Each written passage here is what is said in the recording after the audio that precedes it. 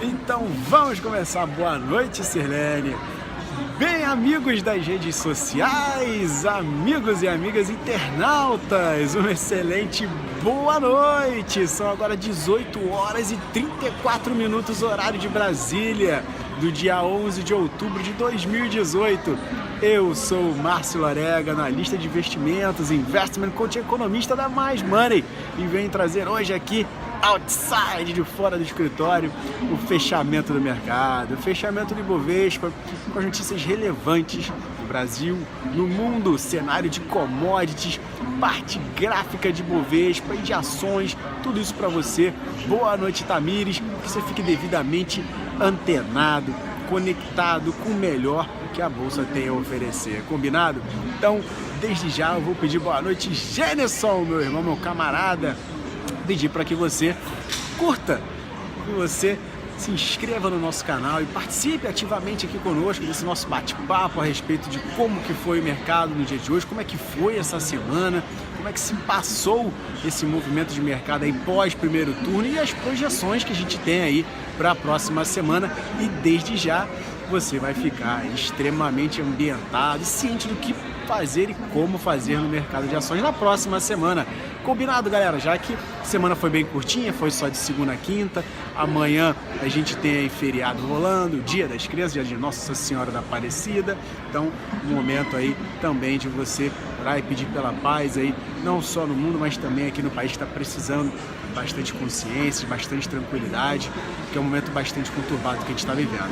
Então, sem mais delongas, vamos diretamente aqui para os números, a quantas nós fechamos no dia de hoje. E hoje o Bovespa fez de tudo um pouco. A gente teve o índice hoje chegando a 1,28% do seu melhor momento de alta e depois veio fechar aí no que fechou, revertendo o cenário, acabou não resistindo ao peso dos treasuries, dos títulos de renda fixa norte-americanos, que vem subindo e vem causando um estrago no mundo inteiro, principalmente nos Estados Unidos, tanto que até o Trump está culpando o Fed por esses problemas aí recentes, esse sell-off, não só nos Estados Unidos, mas também mundial.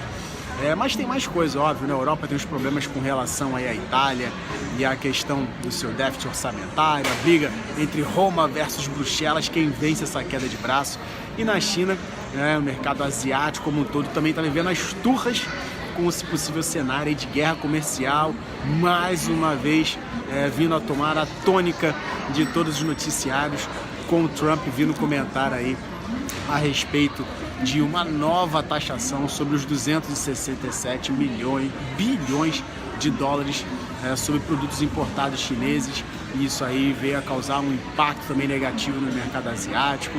E aí a corrida pelo ouro para se resguardar no dia de hoje, o ouro que chegou a subir 3%, deu um pico forte, tempos que eu não via o ouro subir tanto. Então isso é um cenário bem ruim. É um cenário de receio mundial quando você vê o ouro subindo nesses níveis e nesses patamares. Petróleo que despencou com dados aí que hoje vieram diferente do que o mercado imaginava. A gente teve estoque de petróleo hoje que chegou a cair da expectativa. Esperava-se em relação ao período anterior que viesse 2 milhões apenas aí de barris nessa semana. Antes a estimativa de 8 milhões de barris, veio 6, ou seja, veio muito acima do que o mercado esperava. Isso aí bateu forte nos preços de petróleo, tanto WTI quanto Brent, referência dos Estados Unidos e da Inglaterra, despencaram seus 3%. Não obstante esse auê todo, a gente ainda teve o dólar comercial aí subindo. Boa noite, Ricardo Calmon, um grande abraço para você, meu querido. A gente teve aí um cenário com dólar comercial, por sua vez, que veio subir 0,41% a 3,7788, e também aí veio dar o ar da sua graça, fazendo com que a gente teve aí, pelo menos no dia de hoje, deu uma gracinha nesse 0,41, mas tivemos uma queda na semana de 2,03%. E só nesse período, para que vocês tenham aí uma noção nessa questão do cenário eleitoral, esses recentes aí acontecimentos, questão de primeiro turno, a gente viu aí o dólar desvalorizar 9,31% ante o real.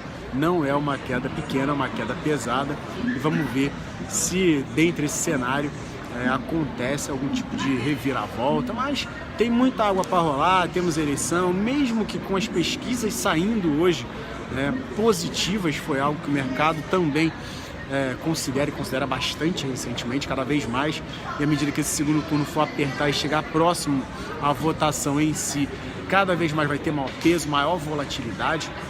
A gente teve hoje pesquisas que foram liberadas e demonstraram mais força relativa a Jair Bolsonaro, ele que chegou em algumas pesquisas a botar 16%, outras 18%, tanto pesquisa XP e PESP, que foi divulgada no início, aí na manhã, demonstrando uma força do Bolsonaro. Isso normalmente faria com que o mercado subisse, como vocês viram recentemente, com a questão aí do primeiro turno, ele está com uma potência maior. Um grande beijo no coração, tio! Boa noite! E isso aí fez também com que o mercado no início do dia performasse positivo, só que não deu jeito. O peso maior aí da questão dos treasuries acabou pegando de jeito o mercado, e também a questão de que ainda não foi totalmente digerida as questões das informações relativas ao Bolsonaro, falar das privatizações, que vai segurar a Eletrobras, não vai ser tão assim liberal com a questão do reajuste de preços de combustíveis por parte da Petrobras, até questões do próprio Bolsa Família, ele falou até de um 13º do Bolsa Família, e também a questão da Previdência. Então tudo isso veio mexer bastante com o mercado, principalmente a questão da Previdência, que havia uma expectativa de que as coisas rolassem de uma maneira mais suave, mais tranquila, e ele falando que iria formular uma nova proposta, não iria considerar a proposta do Temer. Hoje ele veio até para abrandar um pouco isso, falar que a equipe econômica liderada pelo Paulo Guedes, que está sob investigação aí, de acordo com notícia veiculada no Folha de São Paulo, com relativas a fraudes voltadas aí a previdências de grandes estatais. Voltando para a informação, que é muita coisa junto num bolo só, a gente teve essas questões voltadas à Previdência, que foi, voltou à pauta, uma questão de uma possível discussão, um consenso, que ainda possa ocorrer essa votação. Não serviu para abrandar o receio que tomou conta do mercado, e houve o sell-off nosso aqui pesado ontem, reiterou, e somado já aos problemas externos, tudo isso que eu passei, fez que a gente performasse negativamente, e aí o mercado acabou tendo a reviravolta. A pesquisa não foi suficiente para segurar a onda no dia de hoje, e fechamos aí nos 0,91 de baixa, aos 82.921,08 pontos. E o volume eu considero até um volume forte, um volume excepcional, um volume fora da curva, de 15,01 bi, um volume bem relevante. E também com esse volume a gente encerra uma semana com um volume bem atípico, bem acima da média anual, um volume que demonstra muita força, muito investidor estrangeiro entrando no mercado.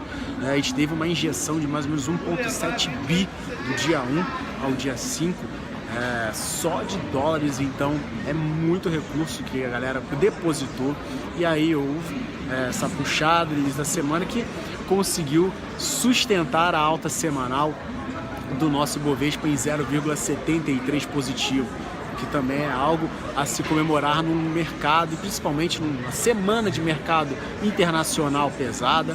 A gente conseguiu aí segurar um pouco a onda e ficar positivo. O único ponto negativo que eu ressalto para a semana que vem é que, com essa queda, mais um dia de queda, o segundo dia de queda, desde a cruz maligna que eu falei para vocês ali de terça-feira, a questão de que a gente deu uma caidinha aí pesada, a gente rompeu a média de 8 períodos, que estava na região dos 83.700 pontos. Isso daí pode fazer com que a gente caia até um pouco mais para a região de 81.800, que era praticamente aquela resistência forte que a gente tinha. Então já fomos na mínima de hoje 82.600, que é basicamente um suportezinho suave, que fica na região de 82.500, 82.700. Então, se perdermos esse último suporte, a gente vai buscar esse 81.800 pontos, e se vir a perder esse 81.800, a gente fatalmente vai descer a ladeira para buscar ali a região de 80.500, 80.000, principalmente os 80.000, que é onde a gente está com a média de 200 períodos. A média de 20 está nessa região de 80.500, vai tentar sustentar um pouco, mas eu vejo o imã, a pressão para buscar essa média de 200, se a gente perder esse suporte, essa mínima do dia de hoje, muito forte, e principalmente se a gente perder os 81.800, que é onde a gente pode encontrar maiores compradores. Então, atenção, o mercado entrou numa tendênciazinha um pouco mais baixista, acompanhando o cenário mundial de aversão a risco, de puxada de ouro, de queda de petróleo forte, com essa questão de estoque, fora os problemas aí que já vem rolando com relação à guerra de Estados Unidos versus OPEP, aí entra o Irã junto. Então tem muita coisa aí que precisa ser dirimida, precisa ser dissolvida, muitos problemas a serem solucionados no mundo, e aqui a gente não está com um cenário tão estável quanto se pensava. Bolsonaro ainda causa alguns calafrios no mercado com cada fala que ele comenta, as questões relativas a Paulo Guedes, que precisam ser investigadas para ver se realmente isso procede ou não. Boa noite, Rodrigo, seja bem-vindo aí à nossa live de fechamento do mercado, campeão. Então, essas informações todas que eu estou passando para vocês, elas geram um receio, geram um sentimento de um pouco mais de tensão por parte do mercado e faz aí diretamente com que se tenha essa cautela aqui no nosso mercado, e é normal, é natural, principalmente depois das altas fortes que nós tivemos, e muito em parte também da alta pesada que foi na segunda-feira, após aí o Bolsonaro vencer o primeiro turno com uma folga boa, e até as pesquisas do segundo turno demonstram isso, mas aí é mais do mesmo, não é nada de novo. Então o mercado se concentra com esses fatos recentes de receio, embolsa um pouco de lucro e deixa um espaço para que uma próxima semana o cenário fique bem mesclado, a gente possa ter aí uma possível até queda na semana. Então eu peço a galera que está comprada, que insistiu em dormir comprada nesse final de semana, a figura no gráfico semanal foi forte para reversão, muito forte mesmo. Se pegar aí, a gente teve 87.300 como pico e veio fechar muito próximo da mínima, que foi 82.600, que ocorreu hoje. A gente fechou 82.900. É uma figura de reversão que pode nos levar a se perder aquela região, como eu comentei, 82, 81.800 para essa faixa de 80 mil, e o caldo pode engrossar aí, se perder esses 80 mil, que é aí praticamente a média de 200, a gente pode voltar à região de 78.900. Então não sou mais pessimista, também não sou extremamente otimista, eu gosto de passar números, dados, informações para que você fique devidamente orientado, se proteja e também aproveite que vão surgir oportunidades de venda, vão surgir oportunidades de compra, o cenário voltado aos papéis mais atrelados ao índice, e aí eu falo de setor financeiro, eu falo de commodities, entra Petrobras, entra Vale, entra Siderúrgicas, entra Itaú, entra Banco do Brasil e entra também Eletrobras, não por causa de peso, mas porque é estatal e está nesse salseiro recente. Então eu passo essas informações para que você fique esperto. Falando de cenário internacional, a gente teve aí o mercado fechando um cenário de muita tensão, de muito receio, e aí eu passo para vocês aqui que a gente teve o S&P 500 nos Estados Unidos fechando a 2,06 de baixa, o Dow 30 a 2,13% de queda e Nasdaq menos 1,25%. Olha que cenário complicado que se desenhou aí, que momento que a gente vive, e há de se convir que precisamos muito de, digamos, gatilhos positivos para reverter o cenário, que não foi fácil. A questão da corrida dos treasuries, dos títulos de dívida, acabou aí causando um furor muito grande negativo no mercado. Mais uma vez eu falo que até o Trump veio reclamar, e digamos aí que ele não está de todo, vou dizer de todo errado, mas a política precisa ser literalmente movimentada à questão de como o mercado se comporta. A gente vê esse cenário de taxa de juros podendo aumentar, e aí vai acabar incentivando mais os títulos voltados de renda fixa, os treasuries podem vir a subir mais.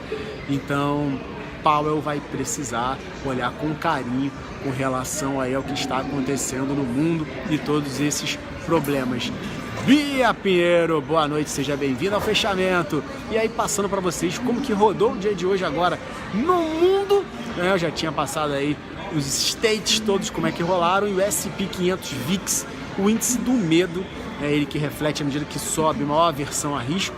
Ontem ele tinha subido seus 43%, deixou o mundo inteiro de boca aberta. Hoje ele subiu 7,71% aos 24,73 pontos, dando continuidade a esse cenário aí de aversão a risco.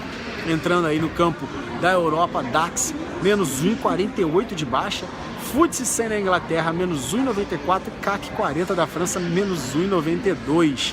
Só para vocês terem uma ideia, o Eurostock 50, que reúne aí as 50 ações mais relevantes na Europa, praticamente eu falo que é uma média das bolsas europeias como um todo, fechou numa queda de 1,74%.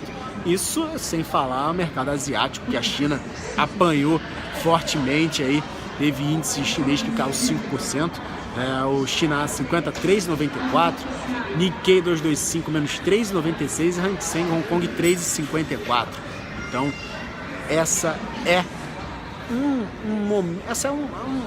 uma situação bem complicada, é um momento bem tenso que a gente vive para o mercado. Agora, falando de papéis graficamente e principalmente aqui, a gente entrar, eu vou abordando com vocês, eu vou passando as informações das maiores altas e baixas que nós tivemos. A gente teve aí, nas maiores quedas do dia de hoje, a gente teve a RD, a antiga Raia Drogasil, que caiu 5,98% no dia de hoje. Eletrobras Ordinária, que caiu menos 4,78%, MRV menos 4,23%, B3SA menos 3,95%, ela que teve o rebaixamento para neutro pelo JP Morgan, também pesou no dia de hoje, e Cirela menos 3,10%. Agora, as maiores altas, a gente teve Magazine Luiza, que foi mais 4,91% de alta, sustentando no meio desse cenário bem conturbado, JBS mais 2,91%, CEMIG 2,73% aí, novamente voltando ao radar de possíveis privatizações. Gol mais 1,80, mesmo com o dólar hoje num cenáriozinho de leve alta, conseguiu segurar bem a onda e fechou com 1,80 de alta aos 13,54. E Natura aí que bateu seus 1,74, completando. Nos maiores volumes do dia de hoje, a gente teve Petrobras liderando, não tem jeito, 3,07 bi de volume para Petro, Itaú 1,08 bi de volume e Vale completando o top 3 aí, 901 milhões de volume para Vale. Agora, parte gráfica, diretamente aqui com Petrobras 25,41, o ativo que chegou na mínima de hoje a dar uma caída em 25,06, 25,06, foi um momento de queda aí bem relevante, foi 2,46 de queda para o ativo. Márcio caiu, chegou, vai respirar, vai subir semana que vem, galera. Eu digo a vocês que a Petrobras, ela bateu no seu suporte de 25, é relevante, e se vir a perder esses 25, pode chamar uma queda que eu venho comentando já desde o fechamento de ontem, na abertura de hoje, pode nos levar a 24,50, e se engrossar bem, a gente pode cair até 24, 23,50. Agora, caso consiga recuperar o fôlego, ela vai engatar rumo a 26, precisando passar por 25,50 de cara. E aí, superou 26, a gente consegue ter fôlego suficiente para 26,97. Então, a gente está num momento bem interessante aí para Petrobras, momento relevante, no momento que a gente tem essas discussões relativas a preço de combustível, como é que vai ser essa política. Toda a fala de Bolsonaro, como ele está liderando as pesquisas, é relevante, merece ser acompanhada, e também aí com relação ao petróleo mundialmente, que também merece sua atenção. Falando agora de Vale Ordinária 56,67, subiu 1,40, Grande Elton, boa noite, campeão, seja bem-vindo aí ao fechamento.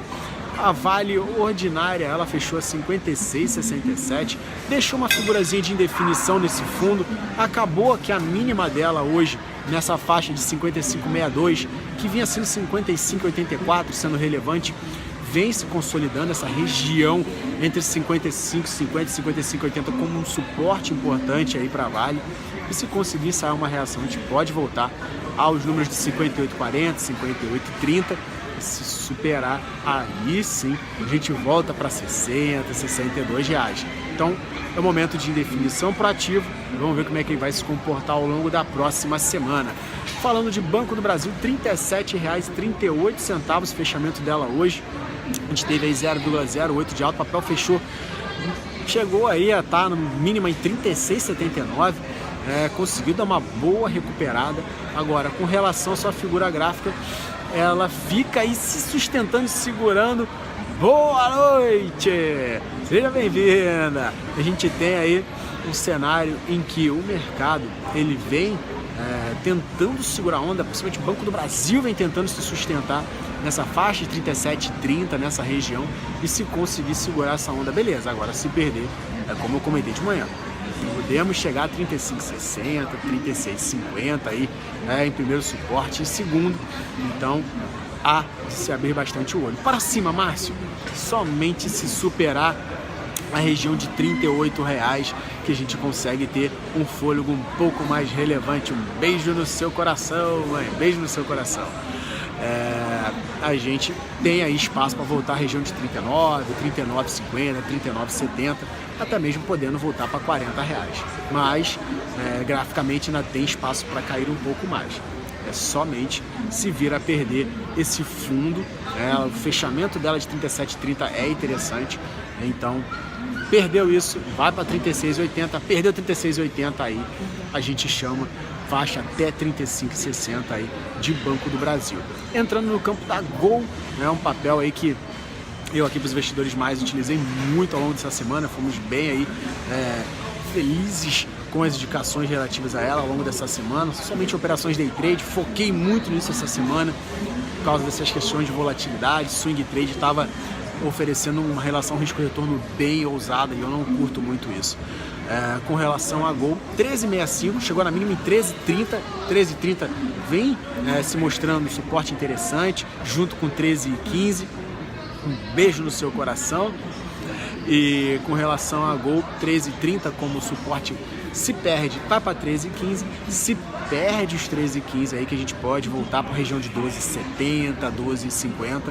Caso contrário, a gente pode ganhar um fôlego nesse ativo, principalmente aí com esse 13,30zinho aí que foi hoje. A gente pode recuperar, buscar novamente esses 13,70, como foi praticamente fechamento, e 13,70 para cima a gente buscar 14, 14,15 ali, e aí superou 14,15, Márcio, vamos a 14,70 e depois a gente consegue até chegar na região de 15, 15,15, que é onde a gente tem aí a média de 200 períodos, que influenciou negativamente aí a Gol depois que ela tocou.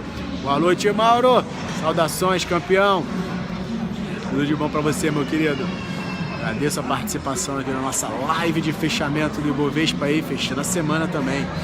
E com relação a Suzano, o papel aí que despertou atenções, com questão de poder voltar aí com uma questão de recuperação de dólar a melhores níveis.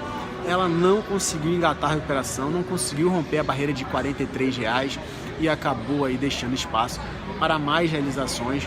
Vai depender muito da questão do dólar. Agora, se realmente o dólar continuar o processo de queda, a gente vê esse ativo voltando para a região de R$40, R$39,80 sem muito problema. Graficamente chamou mais venda com a formação do dia de hoje.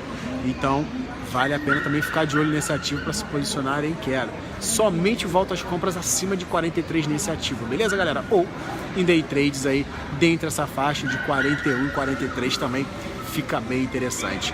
Galera, eram essas as informações para passar para vocês. Tendo dúvidas, críticas, sugestões, temas para passarem, fiquem extremamente à vontade para colocar ali nossa página no Facebook, inscreva-se no nosso canal no YouTube. Vamos cada vez mais ampliar e divulgar esse espaço de investimento e educação financeira e consolidarmos essa nossa jornada rumo à independência e principalmente a liberdade financeira de todos nós.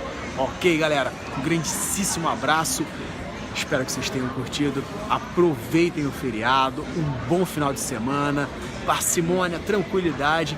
E na próxima semana estaremos juntos aí na abertura do mercado às 9h30 da manhã. Um grandíssimo abraço, tudo de bom para vocês. Tchau!